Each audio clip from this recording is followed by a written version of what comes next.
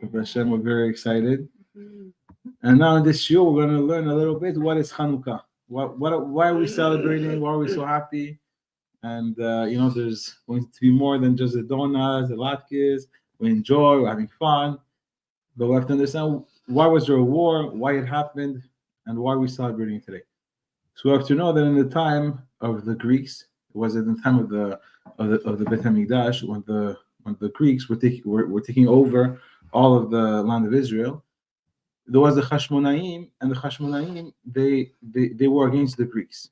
But what happened is that the Greeks wanted one thing. They wanted the Jews to be like Goyim. They didn't want the Jews to keep Shabbat. They want them to keep Brit Milah. They want them to keep Rosh Chodesh. And they wanted to be like Goyim, just be like us. So do the same sports, watch the same movies, do the same music. We want you to be exactly like us. Why do you have to be weird with your tefillin, and with your Shabbat, and with your laws, and we can't intermarry? So the Greeks, the only thing they asked from us was to be like them. So they didn't come to fight us. They didn't come to hurt us. They didn't come to do anything like that. They just said, you have to be like us. That was why there was a war. So it says that what happened was there was one Jew that was going to do Avodah Zarah in front of everybody. And we learned that it's a very big sin to do Avodah Zarah, and also even all the more so in public. Because then you bring everyone down, because they're going to see you do Avodah Zarah, the worst sin of the Torah. So what happened? There was Yehuda Maccabi. Baruch Hashem, we have Yosef and Yehuda, and you have a very powerful name, Baruch Hashem. You have Yehuda Maccabi. What does he do? The original Yehuda? Yeah, no, there was one Yehuda. There was the son of Yaakov. Yeah. And here another Yehuda Maccabi. He rises up. They were a family of Kohanim. He rises up and he takes a sword and he kills the person who was going to do the Avodah Zarah. And all of a sudden, what do you have? You have a civil war. You have a war between the Jews who wants to follow the Torah, wants to keep the Torah, wants to follow HaKadosh Baruch Hu, and you have the Jews against the lefties, the liberal lefties that want to go against the Torah. They hate Hashem. They say, leave us alone. Let us go to do the same sports. Why you have to bother us with the Torah? So you had two groups. So you have to understand that the war, it wasn't between the Jews and it's true that eventually it led to that. There was a war between the Jews and the Greeks, but at the beginning it was a fight between Jews and Jews. So the question is, what types of Jews do we want to be? Are we with Hashem or are we against Hashem? And the idea about this is that there's no in between. So a person has to make a choice. Where does he stand? And this is why even today it's very important not to get too caught up with the Hanukkah parties and going there and that, and forgetting that why are we celebrating Hanukkah? Hanukkah, it was a spiritual victory, right? Because it didn't come to hurt us. We could have been just like them. We could have been quiet, live happy, be happy, and everything's good. But on Purim, they really wanted to literally kill us. And that's why all the mitzvot of Purim are only going to be mitzvot that are physical. So on Purim, eat as many donuts as you want. Okay, even if it's made with oil, you're allowed to eat on Purim. If you want to bring mishloach manot, you have mitzvah, bring mishloach manot. You have to give money to the poor. You have to go and make a big mishteh. You have to drink wine, eat meat. Like there's a mitzvah to have a seudah. On Hanukkah, there's no mitzvah to have a seudah. It's good to have a meal. It's nice because of the simcha, but there's no mitzvah in itself to have a seudah. So we see that on one side you have Purim, right? Purim, where we were all going to be Chaz Hashem wiped out. It was a decree. All the Jews are gone, and there on Purim we celebrate, but we celebrate with physical things, right? We do physical actions. However, for Hanukkah, it's totally different. What do we celebrate? We celebrate the spirituality of it, that we're able to keep the Torah and fight and keep the Beit Hamikdash. And that's why the whole mitzvah of Hanukkah, my Hanukkah, why are we celebrating? We're not celebrating that we won the war. This is, by the way, we won the war. Since we won the war, we're able to celebrate in the Beit Hamikdash. So what happened? The Kohanim went inside the Beit Hamikdash. They were not able to find oil that was pure, meaning that it was sealed by the Kohanim, that for sure was not used for Avodah Zarah, was not open. And therefore, the time that it took to find the oil and to prepare it, it was 8 days. So for 8 days, they were lighting in the Beit Hamikdash. They were lighting the Chanukiah, the menorah, because menorah has 7 branches. We have Chanukiah, which has 8 branches, right? And that we have because it's for 8 days. What? The one is 7 and the other one is 9, no? No, so we have 8 plus the shamash is 9. Yeah. But the Bet Hamikdash was 7. No, it's 6 plus 1, no? No, there's 7. There was no shamash in the Bet Oh, Hamikdash. so it was all straight. Exactly. So today, why do we put a shamash? So very good. This is important to know, is that the shamash serves as an extra light that you can use. Let's say, for example, there's a blackout. I don't know if yesterday you had a blackout. Baruch Hashem, we didn't have a blackout, but some people in the Kosovo had a blackout last night. Now, let's say it's Hanukkah. You turn on the Hanukkah, and then you see there's a blackout. In reality, if you do not have the shamash, you're not allowed to move. You can't walk, you can't eat, you can't drink, you have to stay frozen. Oh. Why? Because you're not allowed to use the lights of the Hanukkah. Now, of course, this is only for the first 30 minutes. So it won't be such a big problem. But let's say for the first 30 minutes, which this is the mitzvah or the requirement that you have to have the minimum amount of time you need to have the Hanukkah lit, then the shamash is helping you if in case, because before they also did not have light, so it's less applicable today, but it helps you to do whatever you need to do, and you're using the light of the shamash. So that was the idea behind it. So now what happens? The Kohanim, they go and they find the oil, and they're able to light the Hanukkah. And then Baruch Hashem, for 200 years, we're able to keep the Bet HaMikdash before it was destroyed. But for 200 years, we were able to stay in. We were able. This was the first Bet HaMikdash. We're able to stay and to continue in the ways of HaKadosh Baruch Hu. So we have to understand two. So the major points here that we have to understand is the difference between Hanukkah and Purim. Purim is one day. Purim we celebrate. It's a physical holiday. We're happy, but it was for our physical bodies. However, Hanukkah is 8 days, and every day we say the Hallel. We say the full Hallel every single day. Even on Pesach, we don't say the full Hallel every single day. So we have to understand that our soul is worth 1,000,000 times more, or 1,000,000,000 times more than our bodies, right? And that's why that's why it says after a person passes away, after 12 months, you're not supposed to think, after 12 months, you're not supposed to still cry for the person who passed away. Why? Because you have to understand this world is limited. Once a person passes away, you know that there's a neshama, there's olam haba. So you have all those things in your head that then a person is able to go and understand that it's true. Now we're crying. Now was a person who passed away, so everyone's crying, everyone is sad. So this is a time to be sad.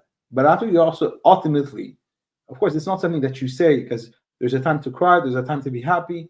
So it's not there's olam haba anyway, so why are you crying? Of course, we don't say that. There's a time to cry. You have to cry. If you don't cry, you're a criminal, right? It actually brings a story like this in the Gemara, where the father lacked sensibility for his son. That there was a son, was a Kohen, and they were fighting. 2 Kohanim were fighting the Bet Hamikdash because who wanted to get the honor, and then one pushed the other one, and the other one took a knife and he killed him. Now then the father was there. He was saying, "Oh, quick, let's remove him." So his son that just died, quick, let's remove him so the Bet Hamikdash will not be tameh. So of course that's the halacha that you have to remove him. But it says the Chachamim are not happy with him. Why? Your son just died. There's a time to mourn. It's true. Okay, the Bet Hamikdash will be tameh for a few more seconds. But at the same time, this is not the proper reaction. So of course, we know that a person will have, there's olam haba, Kadosh Baruch Hu, everything, we say Ba'odai Na'emet, that Kadosh Baruch Hu is the true judge. He knows exactly. There's no one that gets anything more or less than what he deserves. No one gets more or less money than what he deserves. There's nothing in this world that a person doesn't get exactly what he deserves. Sometimes, like we said, it can be either a test, it can be either a punishment, it can be either just like Kadosh Baruch Hu wants to see. Maybe it's ultimately will be good.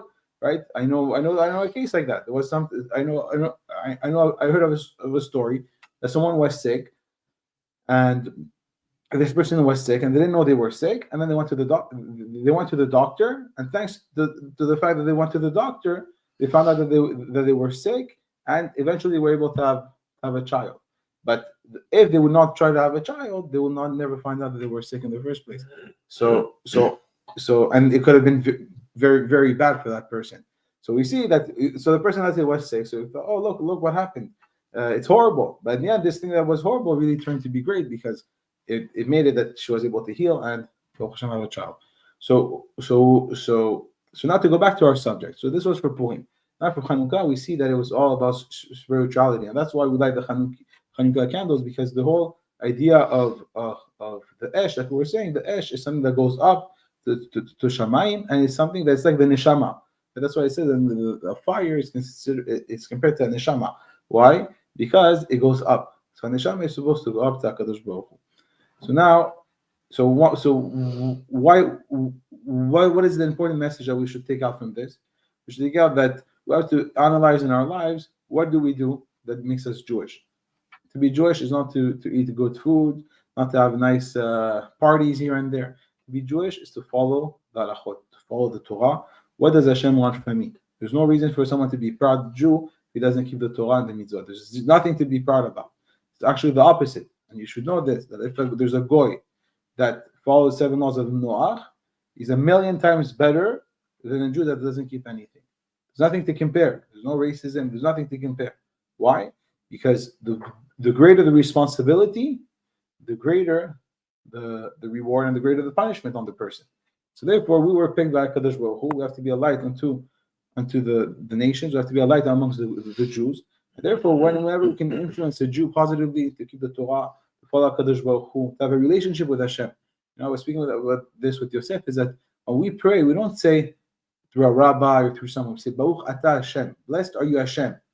Elokeinu melech haolam.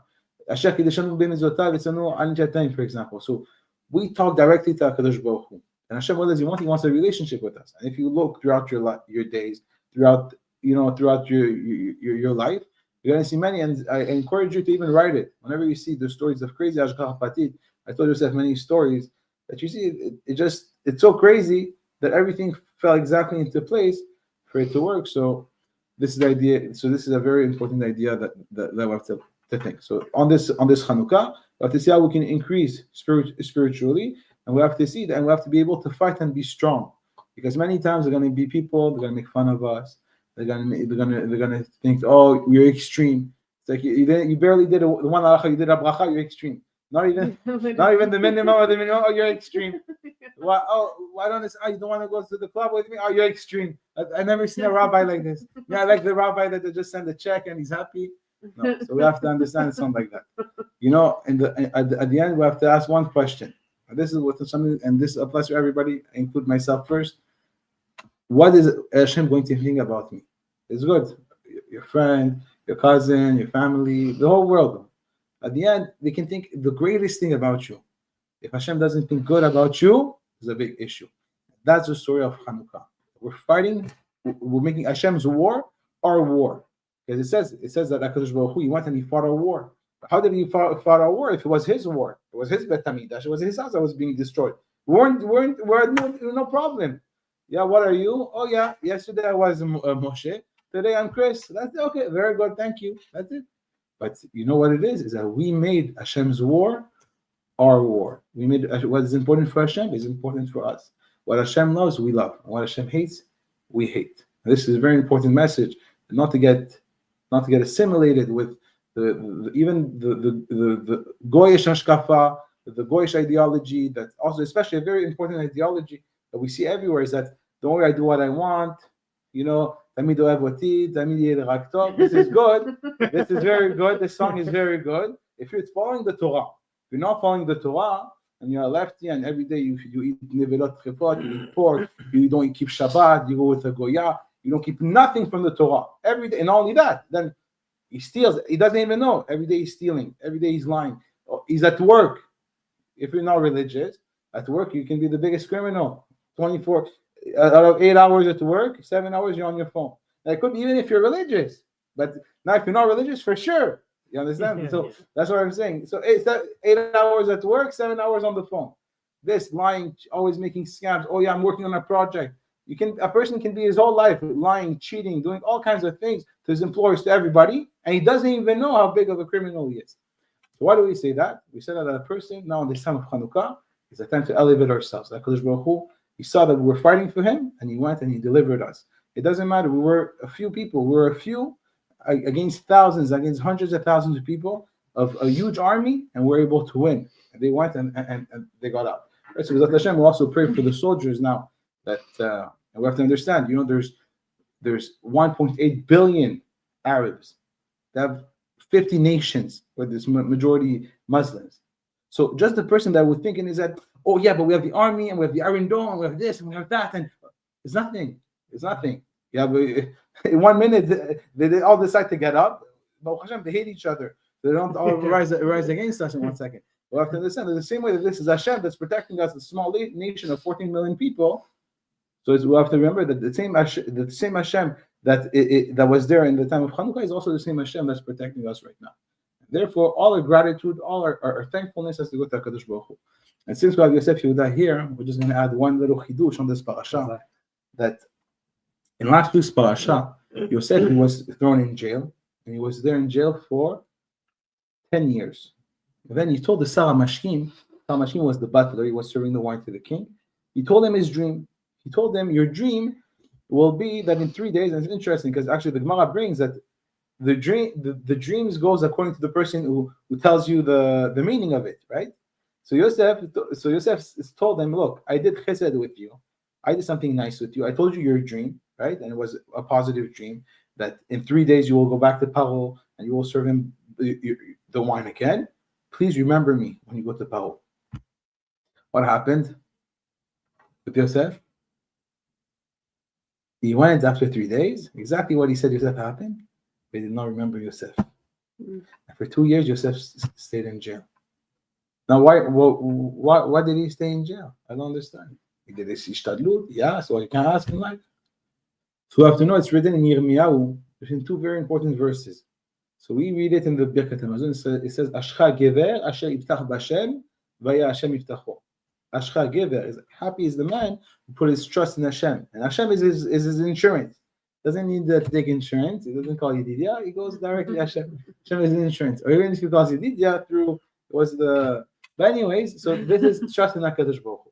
And then it says also, Ahu gever asher yiftach ba'adam. Cursed is the man who trusts in men.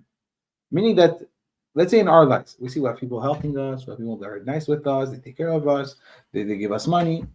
We have to be 1,000,000% grateful. Only grateful whenever we can do something for them, we have to do it. And we don't have to run, we have to run very, very fast to do it. But at the same time, everything that we have is 100% from Hashem. Meaning that if it's not going to come from your father or your cousin or your friend, it will come from somewhere else, 100%. So this is why it's very important that even when you have something from someone, you have to understand, yes, thank you. Because it could have been from somewhere else. So the fact that you're the shaliach for this, so thank you very much.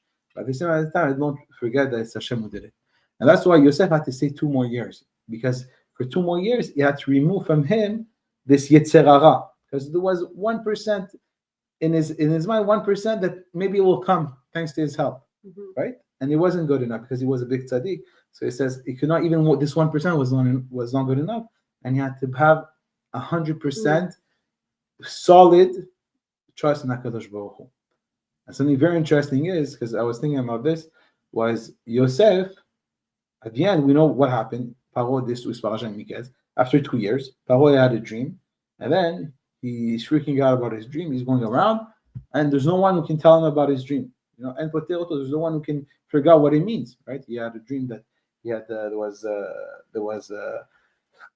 7 small cows. There was 7 big cows for 7 good years, and then there was 7 small cows. 7 small cows ate the 7 big cows. So what does this mean? He had also another dream. So Paro, he doesn't know what to do. And now the Sarah Mashkim, all of a sudden, he wakes up 2 years later. Oh, now I know I did such a horrible mistake. There was Yosef. He's the one who helped me, and he's able to figure out your dream. So now I was thinking, there was a very big question, is I don't understand. Why is it that the salvation for Yosef came from the Sarah Mashkim at the end, right? So at the end, 2 years later, was it Sarah Mashkim? No, it wasn't. Because Yosef did not have to tell him, remember me. He would have remembered Yosef no matter what. Why? Right. Because he forgot about Yosef, right? But now let's say the second that Paro would have his dream, then Paro would go to the people around him.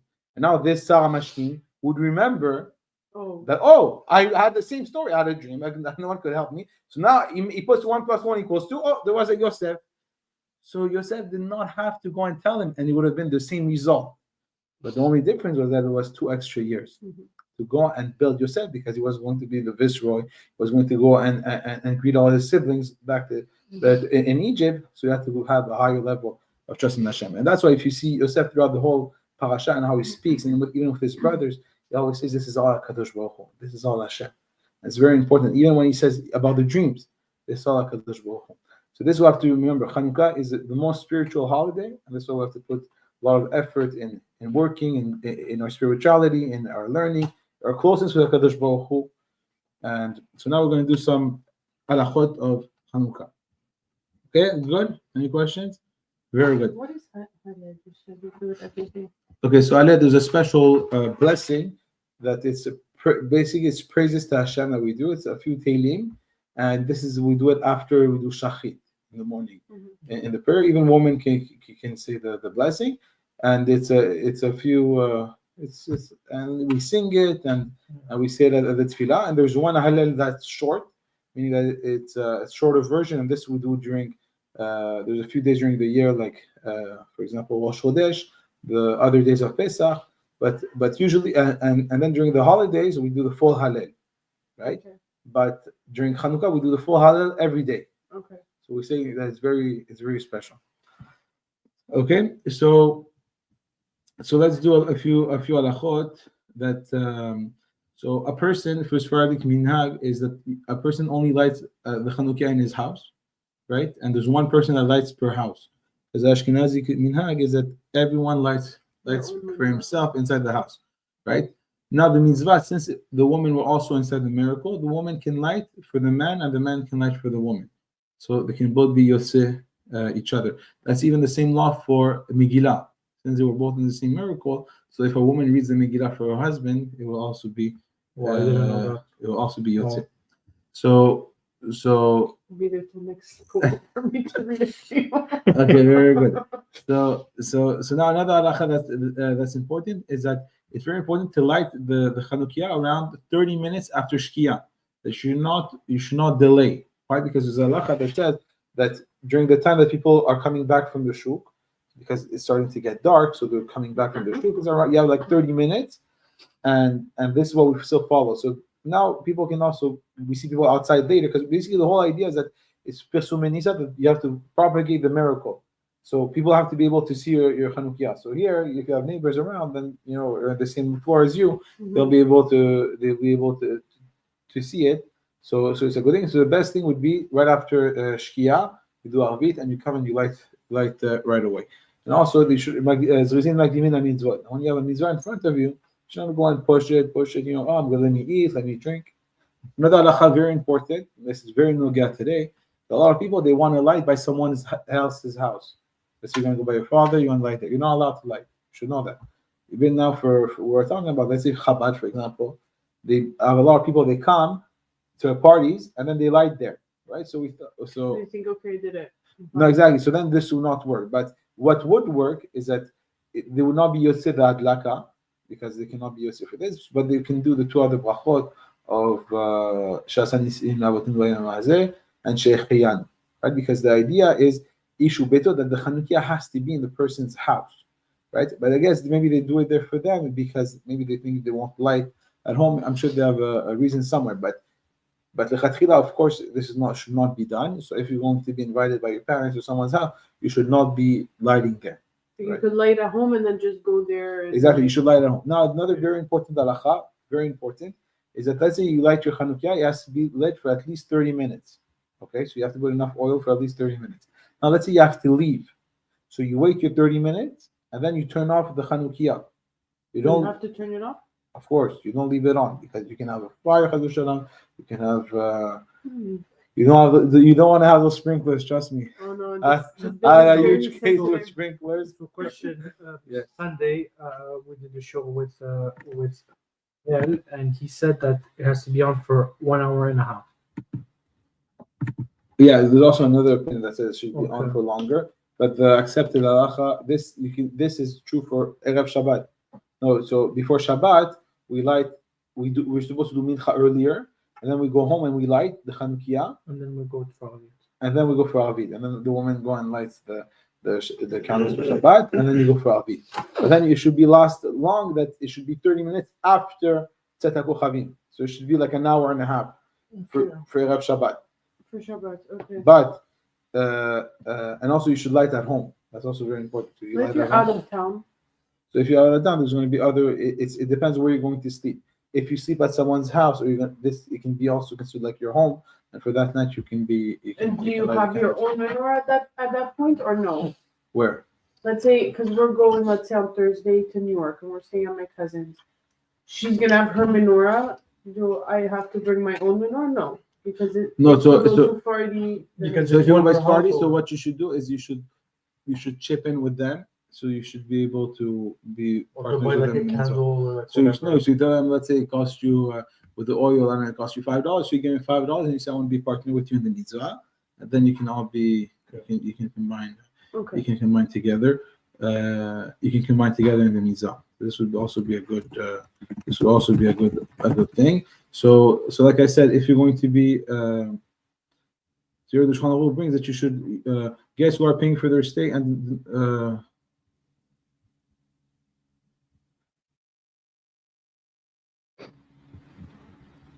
one second.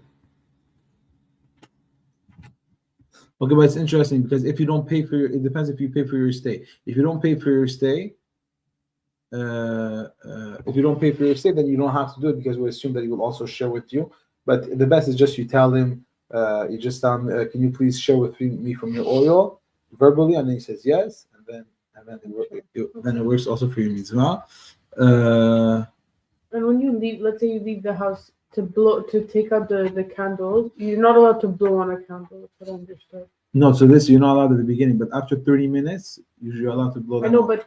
but I don't know. I've heard that let's say even like for a birthday cake, you're not supposed to blow out a candle. No, this would be different. This Fire. maybe this will be I heard something similar, but maybe it's because we don't want to do like maybe like to be like the going like this idea Yeah. of blowing and making a wish. It's not a joyous thing, but maybe something like that. But in terms of blowing in a candle, there's no issue. So No? especially Okay. here, Because I always see like even like Even my mom, when she'll light the Like the candles, candles? her allumette va faire comme ça. Alors, She's not gonna go. okay, so do it And like before that. you If go, it makes she you goes, no, don't do that. doesn't matter. Okay, if it makes you happy, why not? And the Okay. snipe. Anyways, if it makes you happy, so you can do it like that. But it's important to know that because Hashem, a lot of people they're not they're not careful, and then Hashem things can happen. But you have to know that after 30 minutes, you can even use the lights of the Hanukkah. You can use them. Yeah, there's no more. Okay, so I there's have no another more- question. Exactly. Once that you lit the candles, does the shamash have to stay on? Yes, of course. Because the shamash is what it will The helper. permit you. Well, not to help, but it permits you to use For the light. power outage. Let's say there's a power outage. Now we have the lights, but in general there was no, Yeah, there was no no light, lights. yeah. So you have one shamash to help you if let's say you need anything. Like if it was a Okay. candle, you could pick it up and go around if there's like a power outage. Let's say, just to give an example. Right, The exactly. shamash. You take the shamash, or you light another candle from it. There's no and Okay. there's no issue. Also, another thing is that you're not allowed to light from a candle to another.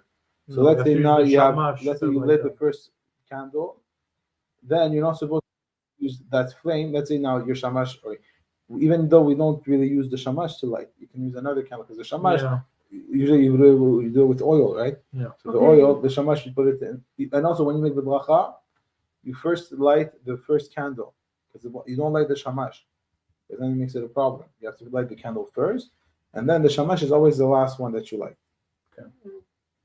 Okay, so let's say in an oil situation, I can't use a match. I need a candle. No, you can use a use a match, but it's just that the match is not so practical unless you have a long match. You can use it. There's no issue You about go that. there, you go here, and then you go there. Yeah. Or if there's a second one, you go there, and then there, and then the last one is this one. Yeah.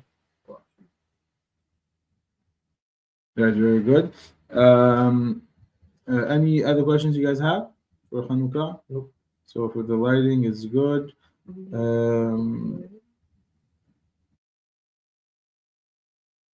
So if you know, like I said, if you know for sure you're going to be home late, you can ask your wife to light for you. If not, just come home on time is the best. Every day you can do the mitzvah, but it's very important. It's also important to stay with the candles. for 30 What minutes, if not there's just to light someone- them, Yeah, and then go on your phone Yeah. or to leave. You can relax. Chill. Those nice, with the those dreidel. nice dreidels. Wow, that's in here. No, they look like they're happy dreidels. So Yeah. you chill on the couch, and Baruch Hashem, you enjoy the So lights. that question: and you go someone, to- let's say that he's at work, okay? He's in his office until 10 p.m. every night. Let's say. Right. He can't light candles there, No, in the office you don't like because it's not your house. so it's only in homes. You're right, you have to Under light in every your house. circumstance, it's only in homes. Under every circumstance, it's only unless you're gonna sleep there. Because also, okay, place where there's you- one thing you also sleep. that like I see a lot is that there is usually at the Yeshiva Lubavitch, I don't remember if they still do it, but every year they would gather like big donors of the yeshiva to come, and they would light a huge menorah, like a 30 feet one, and they would light it. No, right, but this is gonna be like, for example, when we light in the synagogue or when we light in other places. This we're allowed to light because there's a mitzvah also pirsumin nisa, so we're gonna propagate the miracle, right? So that's why it's interesting. It says actually the shaliach tzibur, the person that lights this Hanukkah at home, he should not light and say the really? Ladikner shel Hanukkah. You know, he should light but not say Ladikner shel Hanukkah unless he has a wife or he has someone in his That he wants to family. He make has to them- be yotze, then he can do it. But for himself, since he already lit, he cannot redo the mitzvah of lighting. But the mitzvah of Pirsum and Nisa, you can do the more you can do. You can relight and Okay. can say the two other brachot. So Anirot Alalu and Shechiyanu on the first. But Shechan was just the first night, right? Right, exactly. So the first night is going to be three blessings, and then the second night will be. And then the rest is 2 blessings. Exactly. The second night will be 2 blessings, and Okay. 2 blessings. Okay. Okay. That's